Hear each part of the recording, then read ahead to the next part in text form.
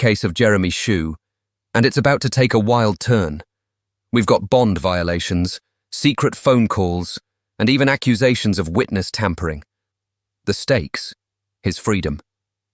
But was Jeremy really in the wrong, or is there more to the story? Stick around, because this hearing is packed with drama, contradictions, and a ruling you don't want to miss.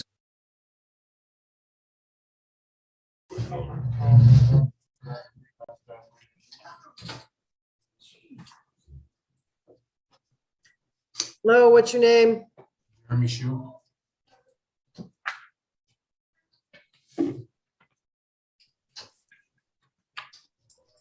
Any change to your contact information, Mr. Shue?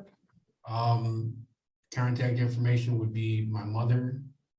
Okay, and is it okay to use that in the phone number for texting and calling? Yes, it is. So, That's my current address. Okay. I'm in the process of moving, but yeah, that's my current address. okay, this is State of Michigan versus Jeremy Shue, 2240180. Your office was previously appointed on this matter. Mr. Hawthorne, you may proceed when you're ready. Thank you, Your Honor. Thank you. Calvin Hawthorne, Public Defender Fellow, appearing on behalf of Mr. Shue. Your Honor, we are under the impression that this hearing is about a bond violation or a condition violation. Yes. All right. Well,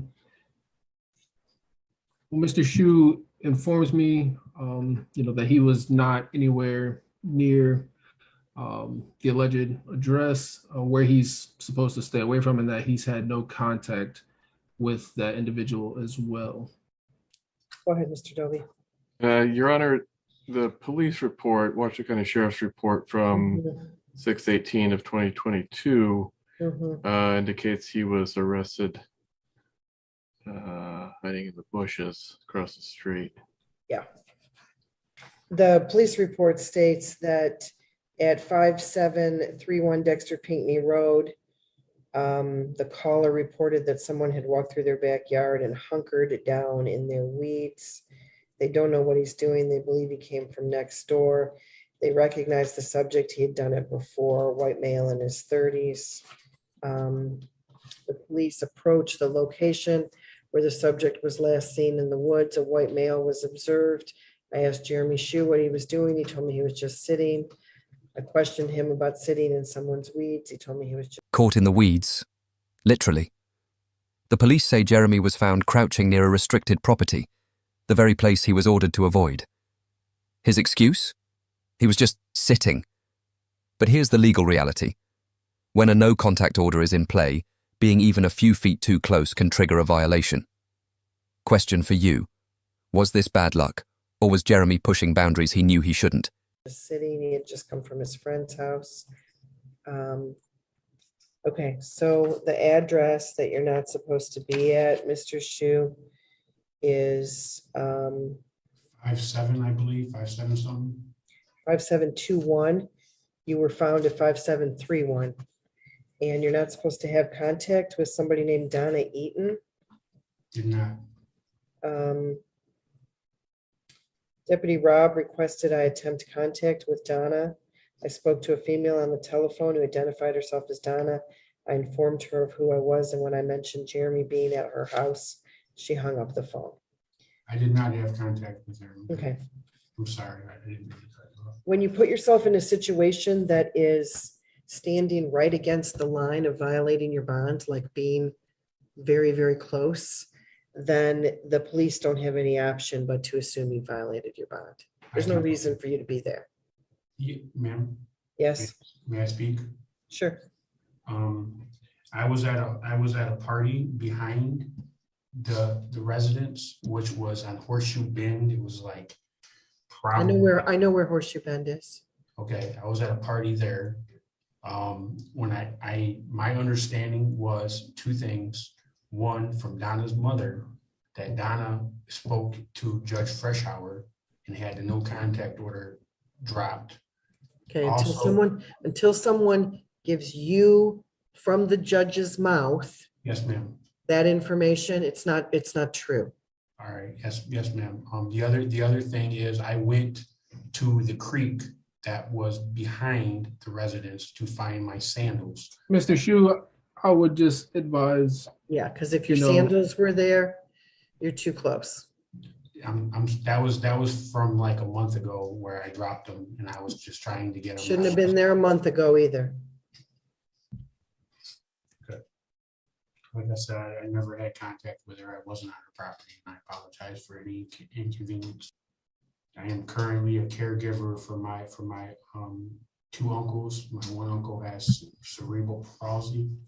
My other uncle has circulation issues and can no longer properly care for my one uncle with cerebral palsy. I've been staying in Belleville.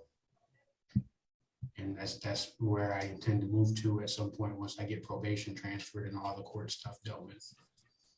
I understand that I was on the line and I don't want to do any of that anymore. I just want to go to Belleville and help my mother, my uncle. Well, when you say you don't do any of that anymore, I mean, this is just from a couple of days ago. So, and like I said, I mean, I guess my problem is that I don't, when you're pushing the limits like that, as I said before, it's not a person who is trying to stay out of trouble is not putting their toes right against the line to see whether or not they get caught. Okay. that was So my- by being so close to the place where you're not supposed to be, you put your toes right against the line. I apologize. And the police, then it's not unreasonable, given your history, for the police to believe that you violated your bond. I don't think that it is unreasonable. And Yeah, like I so said, when you push, that's what happens. So, did you recently post a bond in this case? yes, I posted a $1,500 cash bond, man. Okay, That was Judge Freshour had 2,000 and she dropped it to Yeah. 1,500. okay. Hold on one second. I gotta turn my microphone off for a second. Yes, Okay. ma'am. Thank you.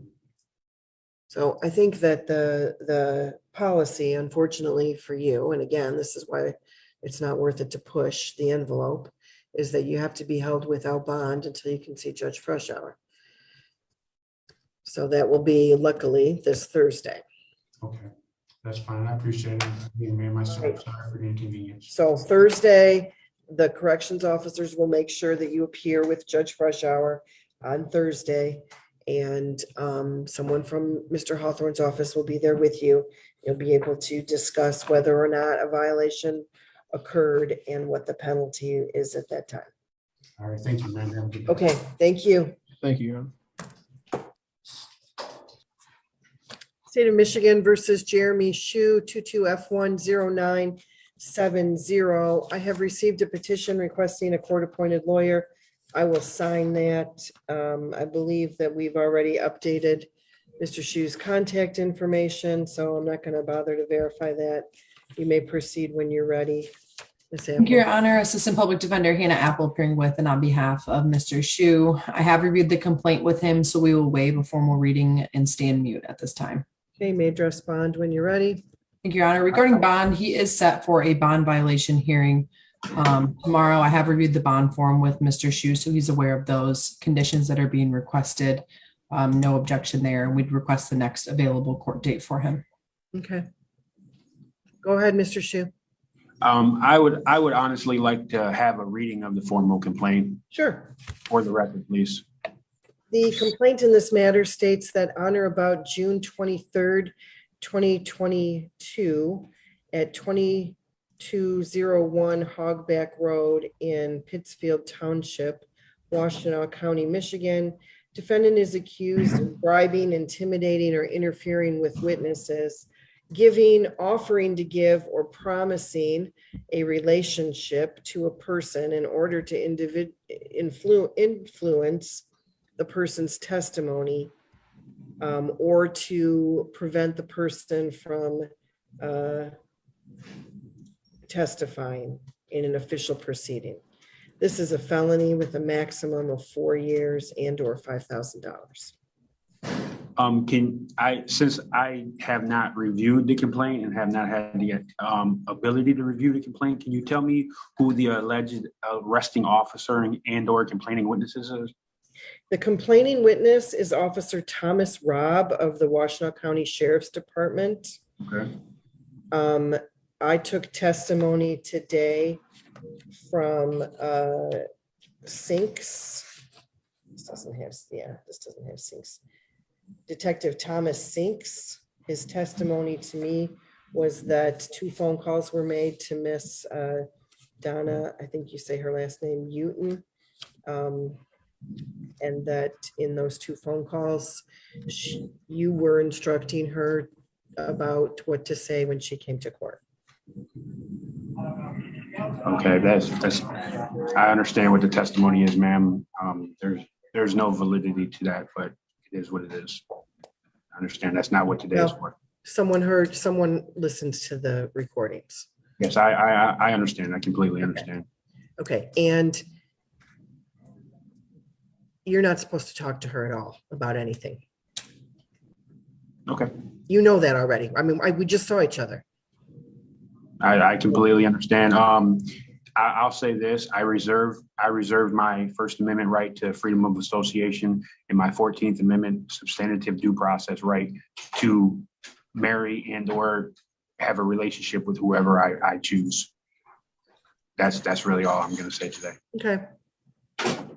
And I'll say this: you and I had a long conversation. We were very clear about what you were ordered and not ordered to do. Court orders, pardon the expression, trump your right to associate freely until your court case is over.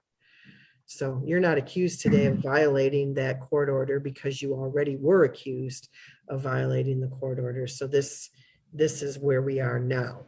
I completely understand, ma'am, and I'm not trying to be argumentative towards the court, nor it seems a little suspicious to me that I have a court hearing tomorrow, which I'm going to be let out. I was supposed to be released based on invalid allegation, and now all of a sudden they're trying to throw whatever dirt they can towards me. So I understand. Okay. This is a felony charge. And here's the clash. Jeremy is invoking his constitutional rights, freedom of association and the right to marry, against a direct court order.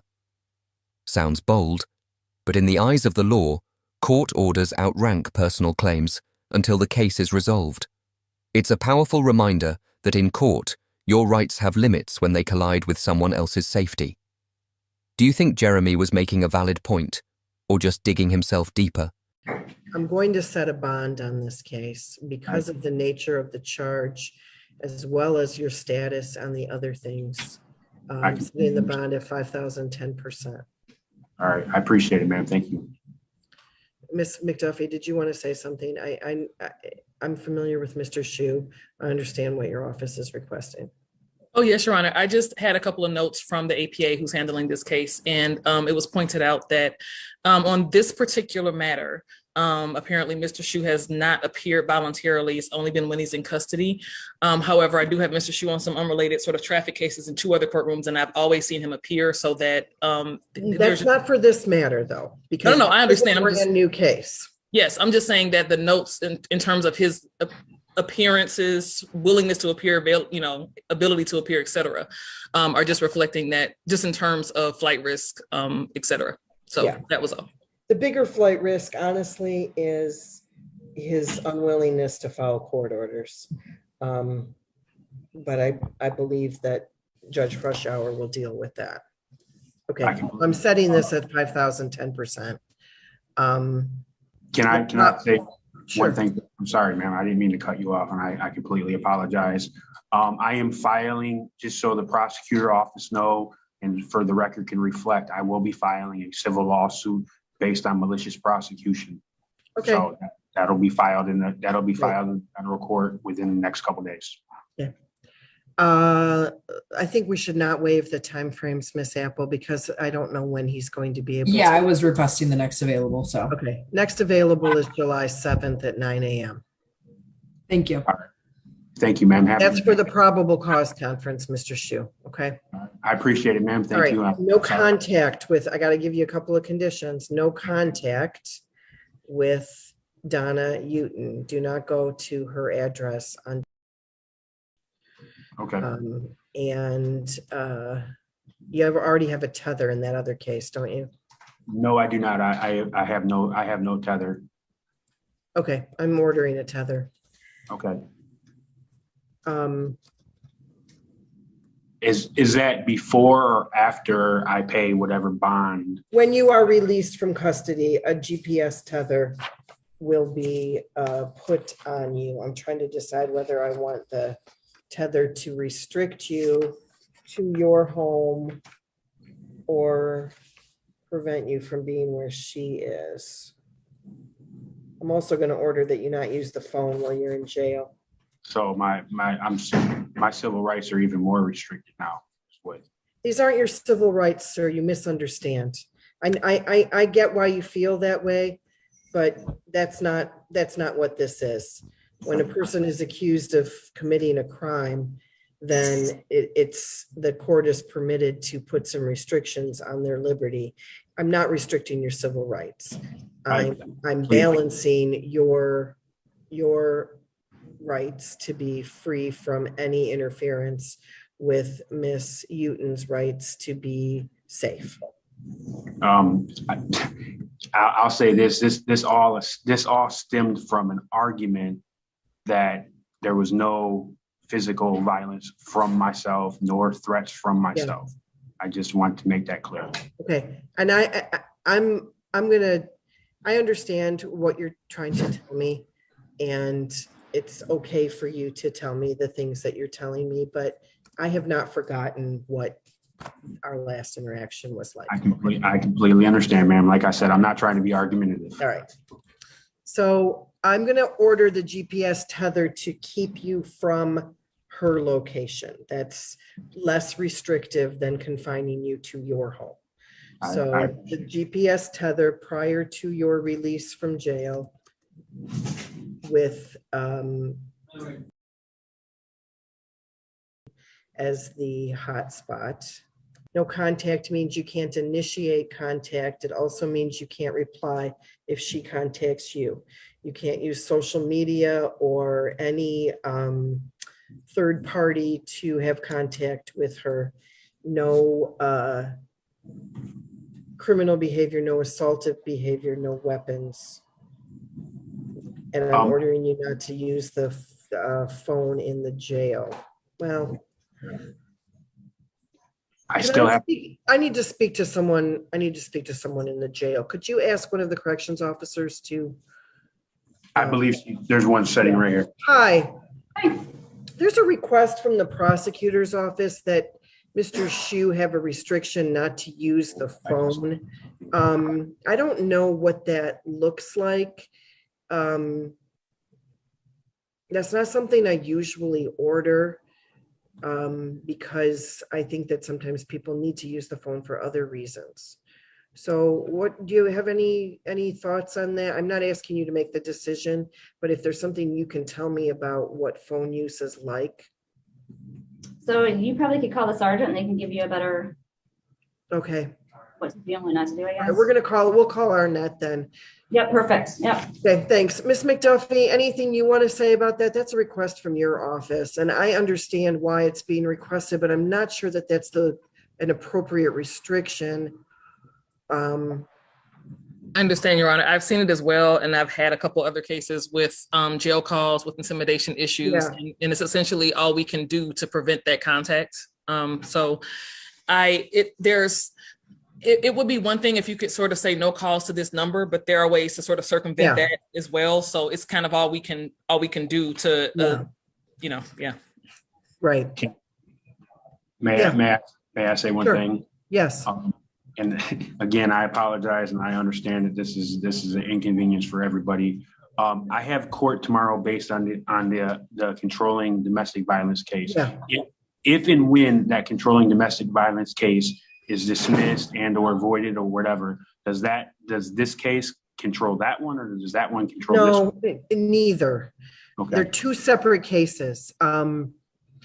You are right to think that there should be a connection because but for the misdemeanor, this one wouldn't matter. But they're really two separate cases. This is a guess, but my guess is that if the one is dismissed, that does have a slightly different flavor for the witness intimidation case, but they do go forward. I've seen people charged with witness intimidation a year after the underlying case was dismissed. okay, I just want to make sure that's Yeah. clear to myself. Can we get a hold of Arnett? If I restricted your phone calls, which I would like to do, who in an ideal world with no restrictions, other than Miss Uten, who would you like to call on the phone? I call my family. I call friend named Tanya. That's basically my phone. Okay. Who do you call in your family? Mother, father, brothers, sister. Again, my mother and Donna's family are also very good friends. They was friends prior to my relationship or my engagement. There's no, basically, I apologize. This is really all a waste of time. I've never. You're not wasting my time. I'm working, so it's okay. Yeah, I completely, like I said, it's not my personal opinion. All I've ever done or said to have done was ask. The sergeant's on my phone. I'm sorry, Mr. Shu. Thank you. Seems like they're trying to pick up any type of dirt that they can possibly pick up to violate my civil rights. And I guess the federal court will have to deal with that. Yet again. Witness intimidation is the state and or county trying to intimidate the witness, not myself. Seems like they're trying to violate my 14th Amendment standing to due process rights. However, this matter was supposed to be arraigned within 72 hours, yet they kept adjourning it. Seems like they're malicious prosecution of myself. But yet again, we'll let the Eastern District Federal Court, Detroit Court deal with that.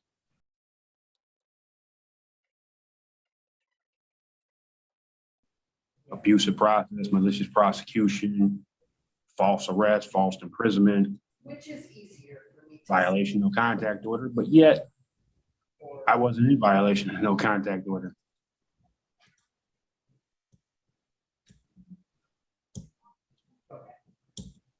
Getting ready to let me go, and yet, I allegedly promised somebody a relationship. A 30-year-old woman that has kids, I promised a relationship.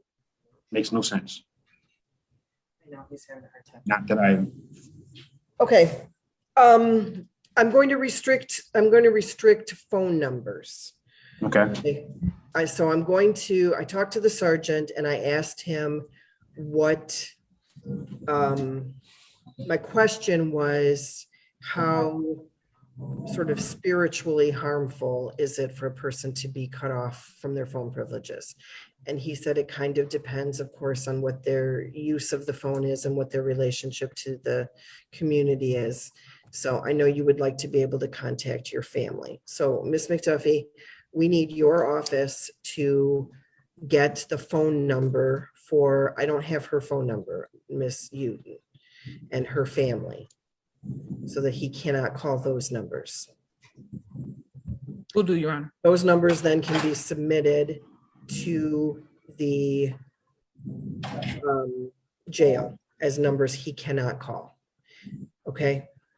And that, according to Sergeant Arnett, that is something that can be updated. So if it starts to look like he's abusing this restriction, more phone numbers can be added.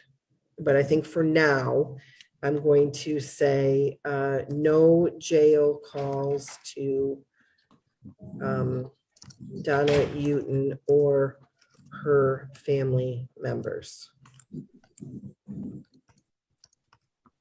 Can I? Yeah, go ahead. I'm sorry, ma'am. Go ahead. I'll let you finish, and then I'll. Defender, victim advocate to supply numbers to jail. Okay, yeah, go ahead. It was also the victim advocate, Leah Donahue, is the one that allegedly reported this after Miss Uden, from my understanding, spoke to her and told her she will be in court to tell the truth and make sure this matter is resolved. Okay. So I just want to make sure that there's some type of notation that it was Leah Donahue that is basically all this stems from. Okay. All right. I think we're finished for today. So Mr. Shu, no contact. No, that begins now. Your phone privileges will be restricted as soon as that information is provided to the jail, but the order not to contact Miss Uten or her family begins now, continues, because you already had that order, begins again on this case now, okay? Yes, ma'am. I want to be clear on that. Even though we don't have the numbers to restrict, you are still restricted by my court order. Okay. Okay, and then all of the other ordinary domestic violence conditions, 5,000, 10% is the bond, GPS tether with her address as the hotspot if you post bond.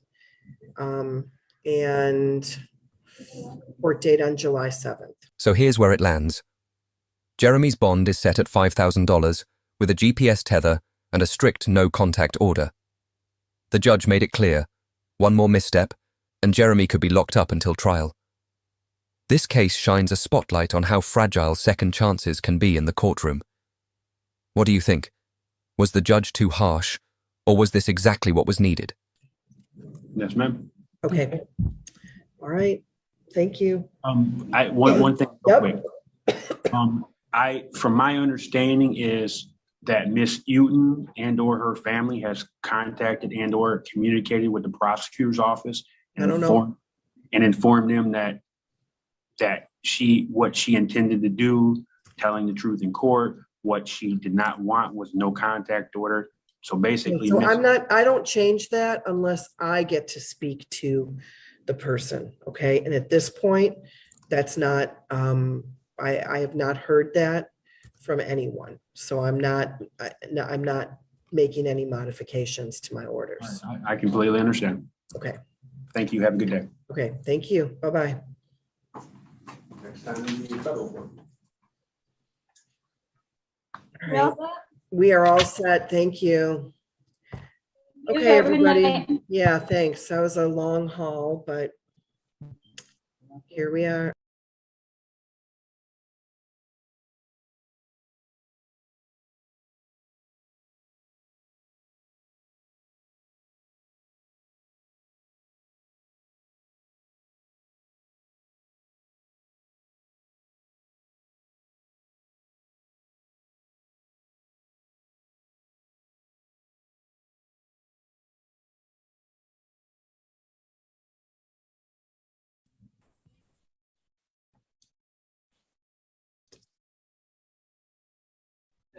Case number 2240180, State of Michigan versus Jeremy Shu. Mr. Shu, can you state your name? Jeremy Shu. You really think it's appropriate to try to talk to the victim while you're on Zoom? She was talking to me. I didn't say There's anything a no to her. contact order. Mr. Ellman, have you had an opportunity to speak with him, or do you need a breakout room with him? I met with him yesterday, Your Honor. We spoke yesterday. I don't believe there's anything new we need to discuss unless. So we're ready to proceed on the bond violation hearing? Yes, Your Honor. May we approach briefly? Sure. Can you put myself, Miss Willingbring, and Mr. Ellman into a breakout room? Somebody may have to withdraw. We are back on the record in State of Michigan versus Jeremy Shu. Mr. Shu, can you state your name? Jeremy Shu, still here. Okay. And Mr. Ellman, What are we doing today?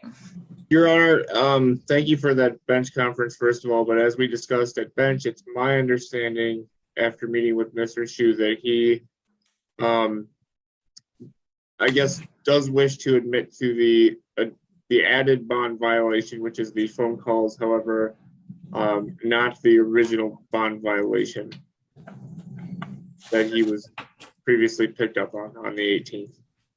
Mr. Shu, can you raise your right hand? Do you swear affirm the testimony you're about to give is the truth, the whole truth, and nothing but the truth? Yes, ma'am. Lower your hand, state and spell your name for the record. Jeremy Shu, JEREMY Sir, it's the court's understanding that you're going to be pleading guilty to this violation of bond. Do you understand that if you plead guilty or are found guilty of violating your bond, the court can revoke your bond and hold you in custody while this case is pending? Yes, I do. And is that still what you'd like to do today? May I address the court prior to, can I say? I can put you into a breakout room with your attorney, but I'm here to take a plea, or you can talk to your attorney. If you'd like to speak with me, Mr. Shu, we should do that now. I would advise you to only strictly answer the judge's questions in terms of your plea and not make any additional statements. If there's something you'd like to say, I think we should get a breakout room and you should run it by me first. Would you like to speak with, yes. Would you like the opportunity to speak with your attorney? Okay, if we could put Mr. Shu into a breakout room with Mr. Ellman, please. Thank you, Your Honor. All right, I appreciate it. Thank you. Back on the record in State of Michigan versus Jeremy Shu. Mr. Shu, Appreciate can you it. state your name again? My name is Jeremy Shu. Thank you. Go ahead, Mr. Ellman. Your Honor, it's my understanding that Mr. Shu still intends to admit to the bond violation as it relates to the phone calls today. Is that correct, Mr. Shu? Yes, sir. Okay, let's try that again. Mr. Shu, can you raise your right hand? Do you swear or affirm that the testimony you're about to give is the truth, the whole truth, and nothing but the truth? Yes, ma'am. Lower your hand, state your name for the record, please. Jeremy Shu.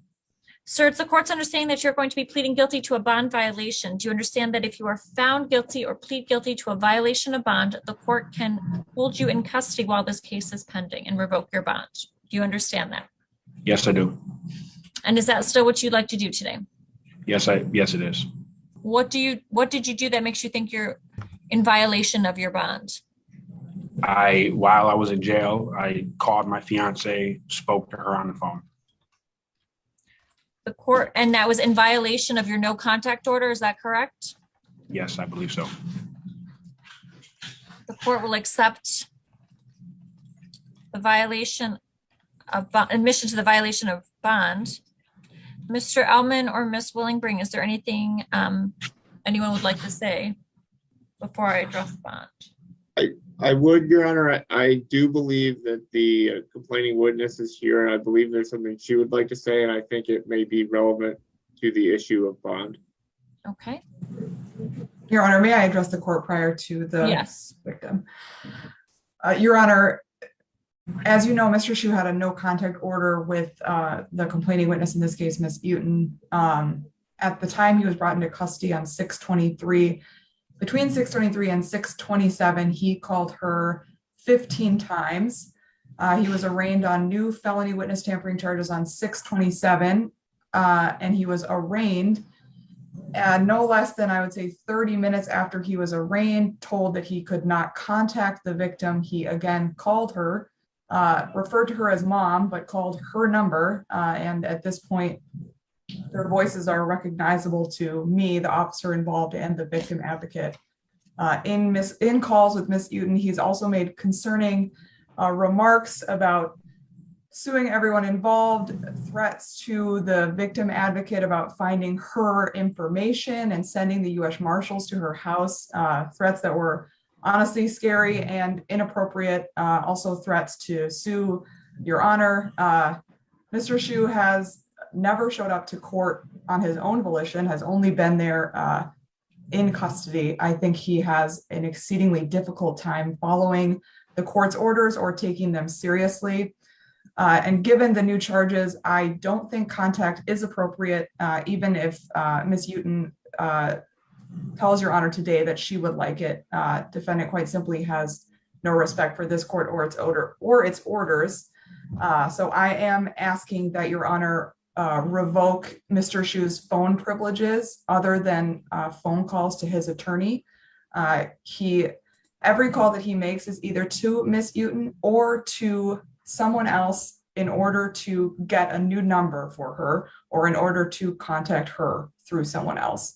So I think a revocation of his phone privileges would be appropriate. And I also would ask that he remain in custody at this time. He has a PCC on the 7th. There's also a no contact order in place via those felony charges as well. Thank you. Your Honor, if I could respond to that briefly. I have had a chance to listen to the phone calls that were provided to me, and yes, Mr. Shu has had contact with the complaining witness. However, I don't believe, I guess personally, that those phone calls, they were not overtly threatening in any way. Yes, he did threaten to, I guess if you want to call it threaten, he threatened to sue members of the county, including the victim's advocate. He did ask for her address, but specifically in that phone call, he asked for her address so that he could serve her with a lawsuit. And so I don't know, at least in my opinion, Your Honor, I don't believe these to be as physically threatening or as troublesome as Ms. Willenbring. I would also state that under my understanding of these phone calls, the complaining witness states many times that she loves him. They are engaged. I believe that she wants that contact, and I think she's here today to tell you that as well. And it should be noted that, he's been in custody on this since, I believe, June 18th, and has, according to him, served a total of 31 days already in custody on this case. I am, Mr. Shu, is there an officer with you? Yes, he's right here. Okay, I'm happy to allow her back into the meeting. However, given your behavior when she was on, I won't say nothing. no, I'm going to ask the officer to turn off your video at this time because I don't want you mouthing words to her or kissy faces or anything other that's clearly also in violation of your bond, since I made it very clear that you're not to have any contact with her. So I'm going to ask the officer to turn off your video and I will allow her in at that point.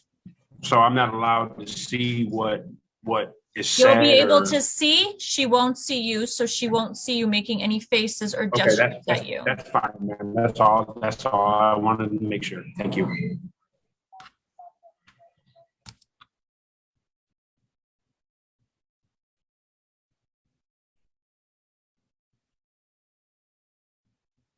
Ma'am, can you state your name? You'll have to unmute yourself. Yes, my name is Donna Uten. Good morning, ma'am. It's my understanding that you wanted to say something in regards to Mr. Shu's bond. Yes, I did. I don't understand how this all got blown crazy out of proportion. It was a verbal argument, and I honestly started the argument. This is all exceeding anything that I would ever want in my life. Like, I love Jeremy to pieces, and I plan on having a home with him and a relationship and building our family. My kids miss him dearly, and this is all like been a hardship on our family, and it's not worth anything that's happening right now for us to be away from him. We feel like our hearts are torn apart and our home is torn apart all over an argument. We're both trying to figure out our mental health. If we could be subjected, having to do therapy or something like that would work. But this isn't right. And I've had my wishes taken away by the advocates because they kept telling me that I didn't have to show up and that it was okay and all of this, that they would take care of it. And nothing's been taken care of. They all went against what I wanted. Thank you for that, Ms. Eaton. Is there anything further, Mr. Ellman? Your Honor, just briefly, I believe, and correct me, Ms. Willenbrink, if I'm wrong, but Mr. Shu does have a bond in the felony matter that if he was able to make bond, he would be released on tether. And I would just put that in front of your honor as an option if you, for some reason, still didn't want him to have contact with the complaining witness. However, I would ask that you would adjust his bond to no non-consensual contact at this time. Anything further from the people? Nothing further, Your Honor. Okay. First, thank you, Ms. Eaton, for coming here and speaking to me about the situation. I can't speak, I don't want to speak on behalf of the victims' advocates, but I will say that they have been in court, and I think that ultimately what happens in these cases is I'm the one who makes the final decision. So it's, I know from working with these advocates in the past that they do their best to represent you as best as they can. And I hope that you will continue to work with them, because I do think they have your best interest. And really, I take what they say to seriously and certainly take into account whenever I'm making a decision. But ultimately that decision is mine. And so I hope you don't hold them at fault for anything, any decisions that I have. They are really a helpful resource and might help be able to guide you to other resources that you're looking for. As far as Mr. Shu's bond, there's a few things that are concerning in this case. Certainly the fact that I have very clearly stated what the bond conditions were and what the expectations were. Mr. Shu, whether he agreed with the bond conditions doesn't really matter. And frankly, these decisions that I make, I don't ever make them lightly. I appreciate that people have varying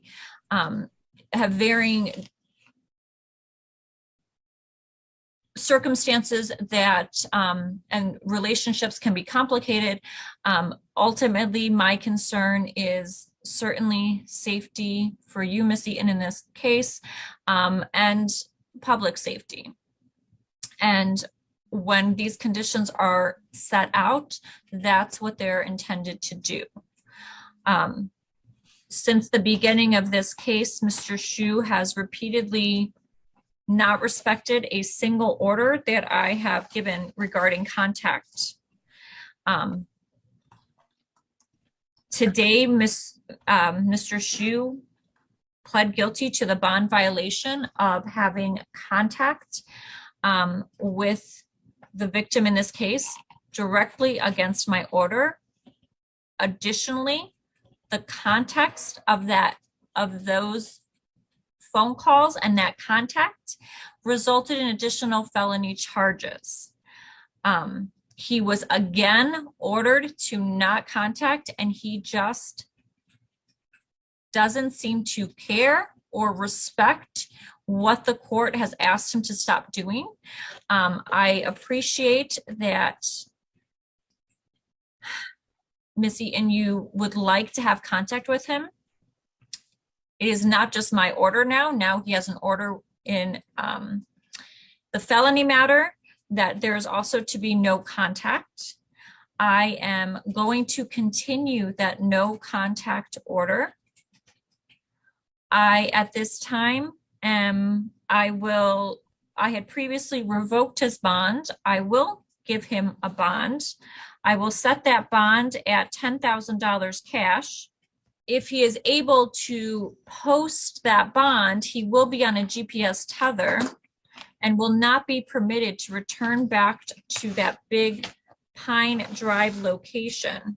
I'm sorry, Miss Willingbring, is it the Dexter Pinckney Road? Is that the correct location?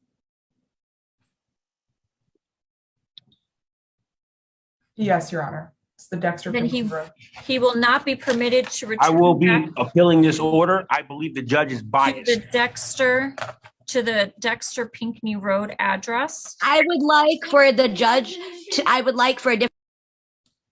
I am No. appealing this order. I will be filing. This, Mr. Shu, I want to make it very clear that if you are able to be released on that GPS tether, you will not be permitted to return to in Dexter, Michigan. Do you understand that, Mr. Shu? I am appealing the judge's order. I believe the judge is biased. You should have disqualified yourself from the very, very beginning. I appreciate your. I don't give a fuck what you say. I apologize, Your Honor. Any reason I shouldn't hold him in contempt and just keep him in court, in jail? Your Honor, given his relationship with the complaining witness, this is a very emotional time for him, and I hope that outburst was accidental given his emotional state. This matter is set for final settlement conference on August 9th, 2022 at 1 p.m. Can I have a GPS order? I don't think I have one over here. There will be an immediate pickup if there's a violation of the GPS or any of the conditions as I've laid them out previously. Mr. Shu, there's to be absolutely no contact with the victim in this case. That is not directly or indirectly. That means no more phone calls to You are her. violating my constitutional right to be married. You are violating her constitutional rights. I will be. No more, no text messages. Don't try to contact a third party to get them to contact her on your behalf. I am also going to order that your phone privileges are revoked at the jail, except for contact with your attorney. Anything further from either counsel? No, Your Honor, thank you. No, Your Honor, thank you very much. And this court is adjourned. Court calls the case, People versus Jeremy Shu. Jessica Blanche, pairing with people. I'll get him for you right now, Your Honor. Thank you.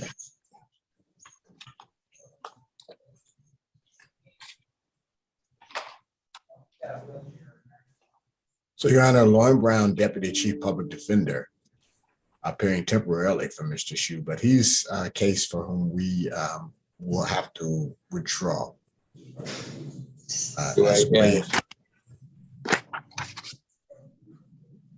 And I'll wait until he gets here to.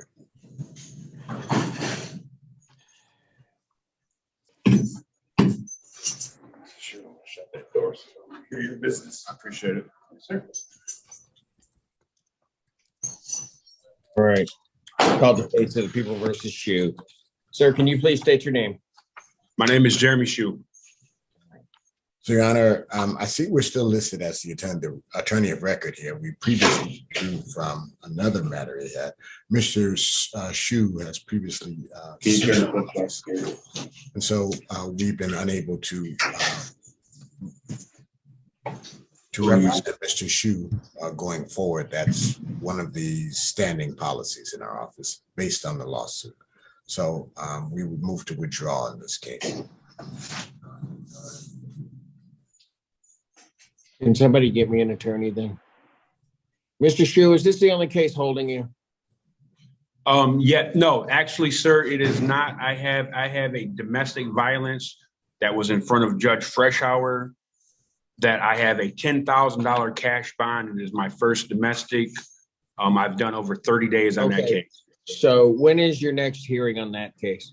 That case, they scheduled my next hearing on August 9th. All right. So you're going to be in until at least that date, right? That's what I'm getting at. I'm trying. My family says that they have contact with a bail bondsman, so it's possible that I could get out before then. Somebody needs to get. Who's representing you on that case, sir? That case is Robert Ellman. All right. Then somebody let the Office of Management Assigned Counsel know. Sit tight, Mr. Shu. Let's get an order over here so I can get this done. So he has an attorney. So that when I adjourn it out, he has somebody. I'm just going to pass your matter briefly, Mr. Shu. All right, thank you, sir. Court recalls the case of the people of the state of Michigan versus Jeremy Shu. Jessica Blanche Perry on behalf of people. All right, Mr. Shu. Yes. I just signed an order. The public defender's office has withdrawn. You indicated to me that you have Mr. Alman on the other case.